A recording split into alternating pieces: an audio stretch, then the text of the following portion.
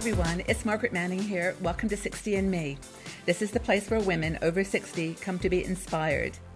My guest today is Ashley Koff. Ashley is a nutrition expert. She's a registered dietitian, and she's written a couple of books on healthy living and also has a program called Road Trip to Better Health. So welcome to the show, Ashley. Thanks for having me. I am so happy to have you here. We've got a great community of women who love to travel, and I promised them when I spoke with you, I would ask a question that's always on our minds, which is, how do you stay healthy? How do you, keep your body going when you're traveling on a cruise or just on the road? Yes, well, you came to the right person. I'm obsessed with this topic because I travel a ton, certainly for work, and then I try to add on some from a personal standpoint. And so I'm super passionate because there are two sides of it. One, you want to feel good when you arrive where you're going, especially if it's something that you're treating yourself to, or, in that way. And especially if it's maybe a place that you haven't been before, we're going to do so much better if we feel good when we're there. Right. But on the flip side, we've all had those experiences where we go on an amazing trip, but the travel home just wrecks us. And then you get home and it's like, we're either supposed to be going back to work or back to life. And it's like, wait a minute, the memories of the trip can almost be eroded because we don't feel well. And so, I think that focusing on some of the things I focus on from a general health standpoint beforehand are making sure that your digestion, before you travel, making sure that your digestion is doing well, doing better, because that is going to be the foundation for helping to prevent having the negative impact of what you're exposed to and all of that, right?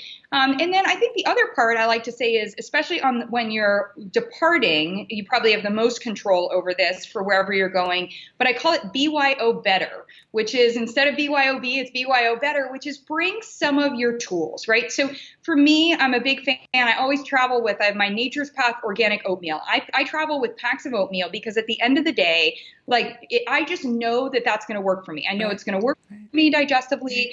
I mentioned, I'm a big fan of hemp seeds. And so the combination of the hemp seeds, which give me the omega fatty acids and the protein, and the oatmeal, they're a great eating occasion combination. And then one of the tricks that I do when I'm out on the road is I will actually put a shot of espresso in there because I love the flavor of that. So in the oatmeal with the hemp seeds. And so I'll mix it together. I remember when I first showed Dr. Oz that, he was like, what are you talking about? And then he tasted it. He's like, this is delicious.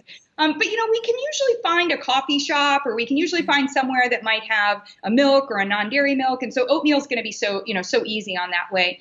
But when I was talking about, and I actually bring those things because they're part of my digestive tools, I also have, and you can read all about, I have a whole blog and program on this on my website. I also bring some of the homeopathic remedies. And this may be something, being over in Switzerland, and for those of you that have traveled, especially to Europe, are much more aware of than we are in the States. But what's great about homeopathy is it's what I call a first-line prevention as well as a first-line intervention, because it's not a medication. It's not going to compete with medications. But what it can do is, like, if I'm starting to feel sinusy, instead of taking a sinus medication, I will I'll stick it under my tongue, my homeopathic remedy, and it opens me up like that. If I start to feel a cold coming on, maybe I have something respiratory, maybe I travel with my arnica, so that in case I'm getting a pain carrying things. So homeopathy is going to be a great option as well. And then I think another area for us to focus on are, some of the things that we might not be doing at home, because at home I'm great about, I have my greens juice, or I'm good about eating spinach at my dinner, or I'm great about having my blueberries. So I actually travel with a good quality multivitamin. Mine's made from mostly organic whole foods, so that it kind of resembles the choices that I'm making in my diet. But what's nice about that is it takes the stress off of the fact that I just might not be getting in all those nutrients on a daily basis when I'm traveling. And by the way, I might not be choosing to get them in, right? I might turn around and say, I want to, have this other piece. So I think in terms of BYO better, that's going to be really important for you. Now, when you're traveling, hydration is a little bit of a catch-22, because while we know we need to drink water, we don't always want to be running around to find a bathroom. Right. And so one of the things that I think people are less knowledgeable about is the role of potassium, which is a mineral. Potassium works against sodium. So sodium keeps water outside of our cells. That's why sodium is very important, but why too much sodium is an issue, because we want the water to come inside our cells and with it bring the water soluble nutrients like vitamin B and C and all these things to do their job. And potassium is what brings them in. Right. And so potassium you can get in avocado, you can get it in potato. If you happen to be traveling and can get in coconut water, that's going to do great for you. Watermelon has some potassium. Bananas. A banana has some potassium. Yeah. But listen to this. A banana has somewhere between 400 and 500 milligrams of potassium. We need 4,700 milligrams in a day. That's 10 bananas. Maybe it's 8 bananas, depending on the math. That's bananas. You can't do that, right? So I think one of the things we want to do is make sure we have those other options. And we also don't want to supplement potassium. So what I pay attention to when traveling is making sure I'm not getting too much sodium in, we can get in more sodium, especially if we're eating the way other people cook or other people's, we're eating packaged foods. So I always bring with me some sources of potassium. Maybe it's going to be some dried banana. Maybe it's going to be a coconut water in a packet. Maybe it's going to be, when I'm in the, packing up what I'm taking from home, I might add some avocado, or maybe I'll get some guacamole, that kind of a thing, as a way to make sure I'm hydrating. It'll also keep your skin a little bit more hydrated, which is helpful, which brings me to another piece. Can I just, before you go on to that another piece, just mention something? I am so glad you mentioned this piece about hydration, because I think that is the number one the number one challenge is that when you travel, you cut back on drinking water, because you may be going to a place where the toilets and sanitary conditions aren't as good as at home, or they're not familiar, like you don't know where, or even on the plane, like you don't want to drink water on the plane because you have to go to the loo and you have to walk back 40 seats, and it's really that one thing. And then of course you get constipated when when you get to the location, and I don't know how many people have commented on that as a problem. So what you're saying about getting water into the cells is so important, and potassium. So thank you. Yeah, absolutely. And I'll give you my, now we're going into my insider tips. I'll tag team, because those two things are the biggest problem. So first of all, if you spread your water consumption out throughout the day, you'll do better in terms of not having to go to the bathroom. So, instead of throwing back a liter of water because you're like, oh my gosh, I haven't had any water, of course you're going to then have to go to the bathroom. But especially if you're on a plane, remember the air on the plane and the fact that we're up there in the sky, it's compressing on our digestive system. So I actually don't consume a high fiber meal, and I don't drink a lot of water at one time. I don't swap it out for an alcohol drink or a coffee, though. I have to be careful on that part. So I have 2 supplements that I travel with. I travel with my Natural Calm Magnesium, which is the thing I take every night at home. But that's the magnesium that's going to relax the digestive system to make sure I don't get constipated. But it isn't a laxative, so it's not going to send me to have to do number 2 on the plane, right? So I take that while I'm flying. It also helps to keep me relaxed, helps me if I'm sleeping on a plane. And then the second one is I do have a blend. It's called Ultima Replenisher. But I have a blend that I like that gives me the different electrolytes. But I also am really happy now that they have the dehydrated powder of the coconut water.